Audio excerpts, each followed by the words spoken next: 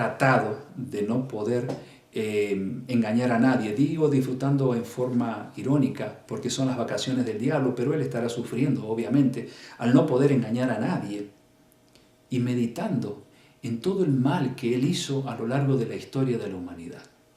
Qué vacaciones, ¿no? 1000 años aquí solito, pero si vamos a Apocalipsis 20, versículo 5 en adelante, leemos lo siguiente: pero los otros muertos no volvieron a vivir hasta que se cumplieron 1000 años. O sea, ¿quiénes son los otros muertos? Bueno, son aquellos que no merecieron la salvación, los malvados, los impíos, como dice la Biblia. Estarán aguardando, por así decir, la resurrección en ocasión de la tercera venida de Cristo, que es después del milenio. El versículo 6 dice: bienaventurado y santo el que tiene parte en la primera resurrección, es decir, cuando Jesús venga por segunda vez dentro de poco. La segunda muerte no tiene potestad sobre estos, sino que serán sacerdotes de Dios y de Cristo y reinarán con él 1000 años.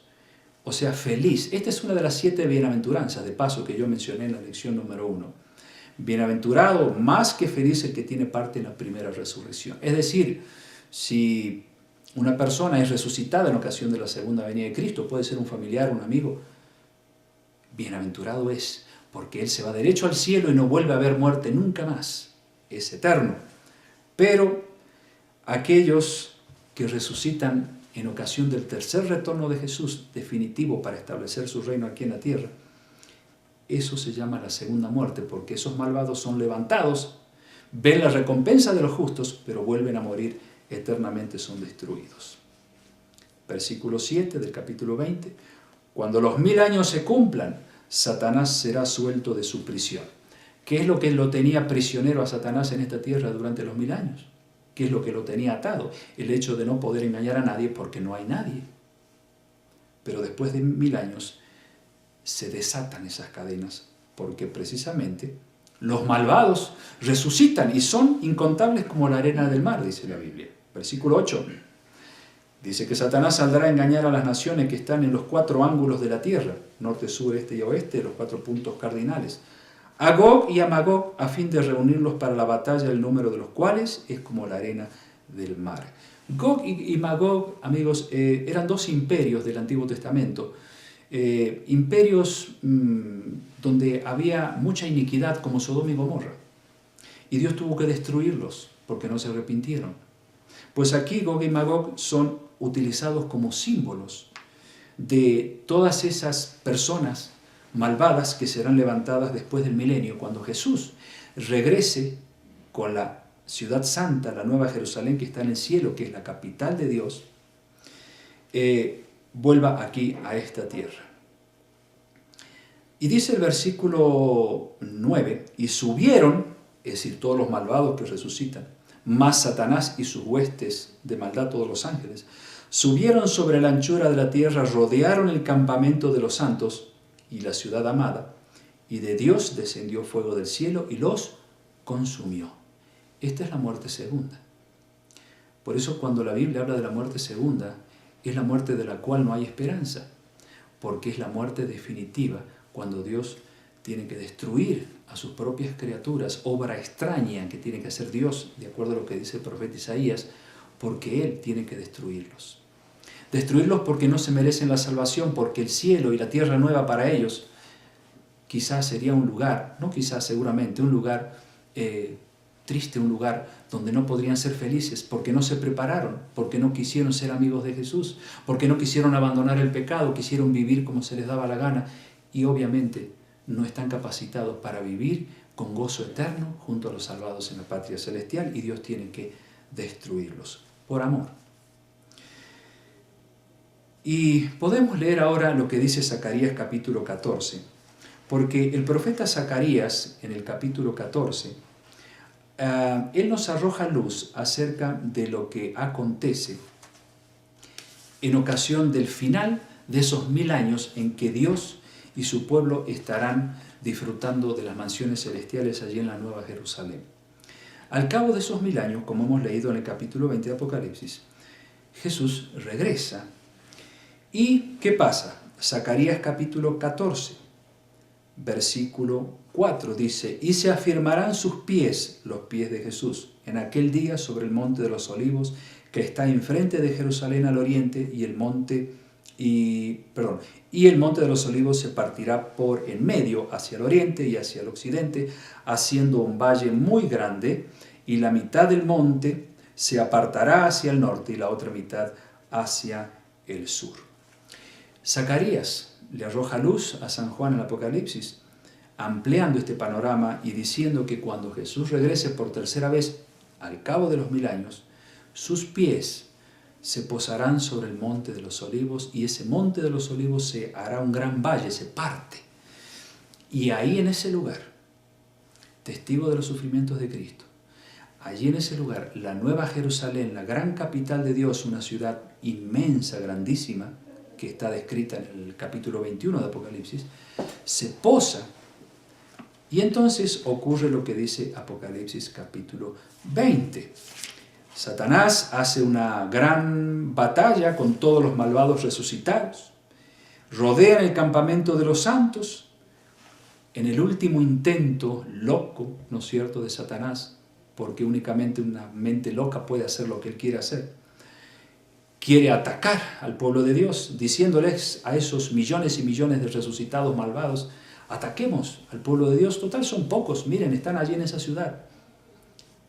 Y obviamente los malvados, como ya no tienen sensibilidad espiritual, entienden que Satanás tiene razón, hacen una gran batalla, y cuando pretenden atacar la Nueva Jerusalén, dice el Apocalipsis, capítulo 20, versículo 9, de Dios descendió fuego del cielo y los consumió. Se termina para siempre la vida de los malvados, y finalmente muere el diablo y sus ángeles. En el versículo 10 del capítulo 20 dice: el diablo que los engañaba fue lanzado en el lago de fuego y azufre, donde estaban la bestia, el falso profeta, y serán atormentados día y noche por los siglos de los siglos.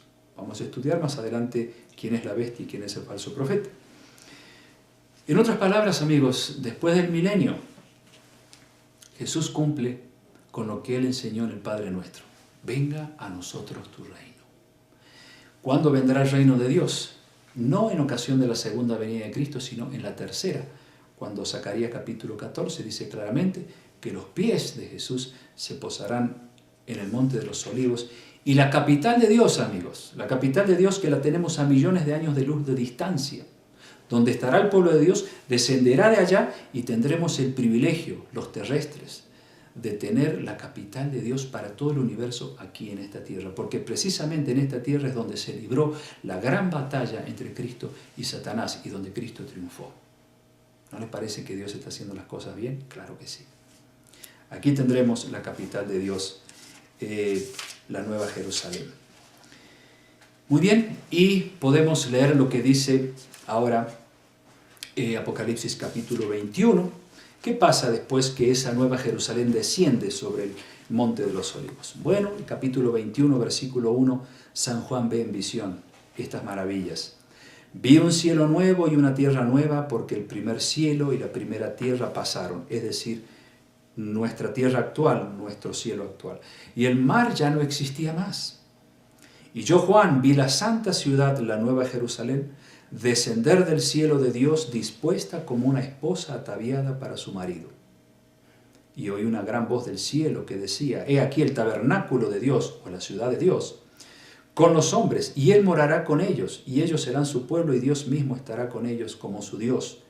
Verso 4 dice: enjugará Dios, o secará Dios, toda lágrima de los ojos de ellos, y ya no habrá muerte, ni habrá más llanto, ni clamor, ni dolor, porque las primeras cosas pasaron. Seguramente cuando ustedes leen estas maravillas, amigos, parecieran sacadas de un libro de cuento, parecieran sacadas de un sueño. Sin embargo, esto es palabra de Dios, esto no es palabra de hombres, y Dios nunca miente, Dios nunca exagera las cosas, ni tampoco nos enseña fantasías, nos enseña la verdad. Y la verdad es que muy pronto, cuando el Señor Jesús venga, se iniciará ese milenio en el cual Satanás solito quedará encadenado aquí en esta tierra con sus ángeles malvados, encadenado porque no podrá engañar a nadie, meditando en todo el mal que sembró desde que Él cayó del cielo. Al cabo de los 1000 años, Jesús regresa por tercera vez, establece su reino aquí, en esta tierra, y Satanás y todos los que resucitan en ocasión de la tercera venida de Cristo, los malvados, son destruidos con los ángeles malvados de Satanás, y con ese fuego del cual San Pedro habla en su segunda carta, capítulo 3, versículo 10 al 13, con ese fuego purifica la tierra y la transforma en forma definitiva en el paraíso que siempre Dios quiso tener aquí, pero que se perdió por causa de la desobediencia de nuestros primeros padres. Y entonces, como dice en otras partes de la palabra de Dios, los salvados irán a habitar en diferentes lugares de este paraíso terrenal, donde el mar ya no existirá más. Y dice después en el versículo 6 de Apocalipsis 21. Vamos a leer el final de lo que dice el 5. Escribe porque estas palabras son fieles y verdaderas. En otras palabras, escribe porque esto es auténtico, no es un sueño. Hecho está, yo soy el alfa y el omega, el principio y el fin. Al que tuviere sed, yo le daré gratuitamente de la fuente del agua de la vida. El que venciere heredará todas las cosas, y yo seré su Dios, y él será mi hijo. Es hermoso estudiar el Apocalipsis, amigos, ¿verdad? Qué cosas bonitas que encontramos aquí. Si ustedes y yo decidimos hoy aceptar a Jesús en nuestro corazón, pues todas estas promesas son para nosotros. Y hay mucho más todavía, tan solo estamos viendo las primeras partes del seminario de este libro apasionante del Apocalipsis. Vamos a descubrir cosas maravillosas más adelante también. Por eso les invito a que hoy hagan una decisión junto conmigo de entregarle el corazón a Jesús, para que Él pueda entonces, cuando venga, llevarnos a la patria celestial, disfrutar de esa primera parte de la eternidad que serán 1000 años, y después, en esta tierra, establecido su reino aquí, vivir por siempre, eternamente, en un paraíso maravilloso, donde nunca más habrá ni llanto, ni clamor, ni dolor, y la muerte habrá desaparecido para siempre. Les pregunto, ¿les gustaría vivir en un lugar así? Ya tengo la respuesta, yo también. Pues que Dios nos ayude a prepararnos para ese día glorioso. Queridos amigos, ha sido un gusto compartir este nuevo estudio del Apocalipsis. El próximo será tan apasionante como este, porque cada estudio del Apocalipsis y de toda la Biblia es apasionante, ¿verdad? Así que deseo de corazón que Dios los bendiga, los proteja, bendiga a sus familiares también, y que juntos podamos seguir disfrutando de esta aventura profética a través del estudio del Apocalipsis. Nos vemos la próxima. Que Dios esté con ustedes.